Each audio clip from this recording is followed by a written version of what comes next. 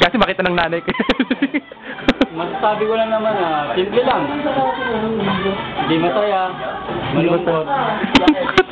Walang kwenta mga kasama ko. Higit sa lahat, tandaan yung pangalang Jericho. Yan, yung mukhang yan. Ito po, yung binubyo ko po. Yan. Okay na sana yung mga kasama ko eh. Kaso lang, siya talaga yung napakawalang kwentang tao. Tignan mo yung pa-shade-shade. Nag-bonnet pa. Kala niya nasa Baguio siya. Nasa Baguio pa.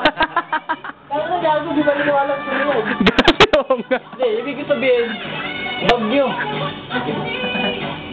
Sobrang bagyo, pati ugali niya, binabagyo. Yung dating niya, binabagyo. Mahangin masyado, men. Hindi, joke lang. Ito talaga, serious. Ano? Masaya naman. Mamaya nga, mag-iinuman lang.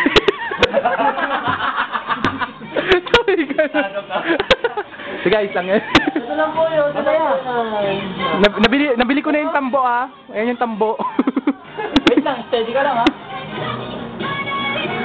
Makikita niyo po ba to? Ay, na kami sa'yo kasi. Tita, sino man po yung kamag-anak ni Paolo? Ay, Paolo po ayos lahat to. Sila po yung tumira niyan. Hindi po ako nag-yosi niyan. Sabi tayo sa rahay siya, walang butas yan. Iba-iba pong brand yan. Sakto po, 4 sila. Tama po yun, kami po tumitira. Siya lang po bumili. Pero sa kasulukuyan, mamaya po magbabalak. At least isa lang ma, pa-isa. Nga po pala, ako nga pala si Ren. Short name, Ren. Panoorin nga natin. Short.